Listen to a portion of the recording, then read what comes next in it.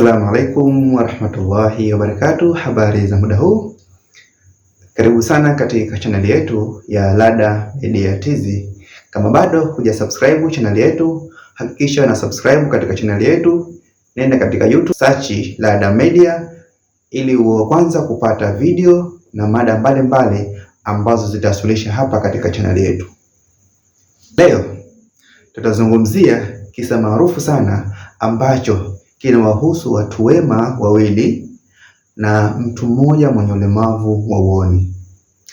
Hapo zamani sana kulikuwa na mtu mwema ambaye anafanya amali nyingi sana. Miongoni mwa amali zake alikuwa anasaidia watu wenye ulemavu. Sasa mtu huyo alikuwa na tabia moja ya kwenda kumlisha tende mama mwenye ulemavu wa uoni, lakini mama huyo pia ana ulemavu wa viungo. Huyo mtu ilikuwa ni kawaida yake, kile ukifika muda wa kula anaenda kule na anamlisha zile tende. Mama alikuwa anafurahia hiyo huduma kupata kwa huyo mtu mwema, lakini pia mtu mwema alikuwa anafurahia kutoa hiyo huduma kwa kumsaidia yule mama mwenye ulemavu. Lakini kama tunavyoambiwa, tushindane katika mambo ya kheri. Sasa wakati anafanya wema huo, kuna mtu mwema mwingine alikuwa anatamani sana ile amali iwe anaifanya yeye, lakini kwa muda ule hawezi kuifanya kwa sababu mtu mwema mwenzake ile amali ilikuwa anaiendeleza yeye ipasavyo. Siku zimeenda, zimesogea.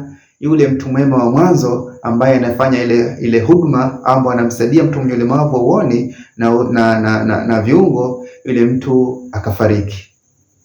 Allah Mwenyezi Mungu akachukua roho yake. Sasa pamoja na huzuni nyingi, yule mama mwenye ulemavu wa uoni hakujua kwamba yule mtu tayari amefariki.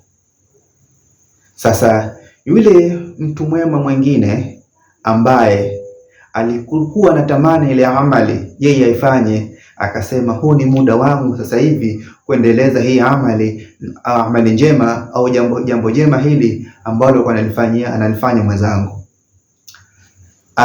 Yule mtu alikuwa anajua utaratibu wote ambao alikuwa anafanya mwenzake katika kumsaidia yule mama mwenye ulemavu wa uoni. Muda ulipofika, muda wa kula, yule mtu mwema wa mara ya pili akatoka na tende zake, akaenda kwa yule mama bila kuongea chochote kile, akaanza kumlisha zile tende. Lakini yule mama baada ya kula koko ya kwanza, ya pili, akamuuliza, wewe nani? Yule mtu mwema hakujibu. Akamuuliza tena, wewe nani?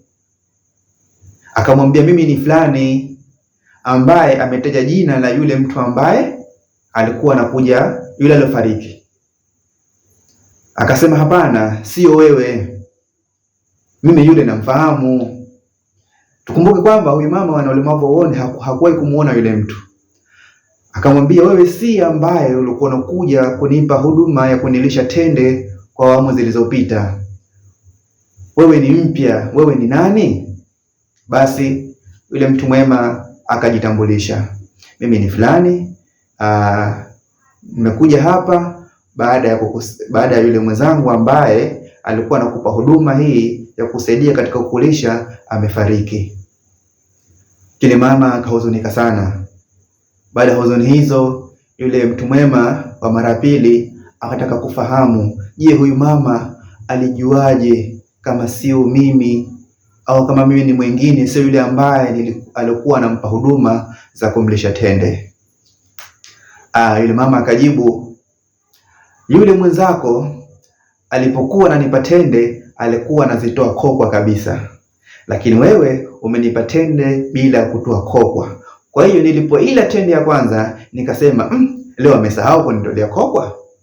Nilipoila ya pili nikajiuliza, tena amesahau kwa mara ya pili. Lakini wakati nakula kokwa ya tatu nikagundua kwamba huyu mtu siye yeye, kwa sababu yule ambaye alikuwa ananipa tende kwa mara kwanza alikuwa anaitoa kokwa kwanza, baada ndo ananipa tende, lakini wewe ulikuwa unanipa tende bila ya kutoa kokwa. Wapenzi watazamaji, je, hichi kisa kinatufunza nini? Usiache kuandika comment zako hapo ili tuone hichi kisa baada ya kukisikiliza wewe kimekupa funzo gani katika maisha yetu, katika harakati zetu za kuwasaidia watu wenye ulemavu.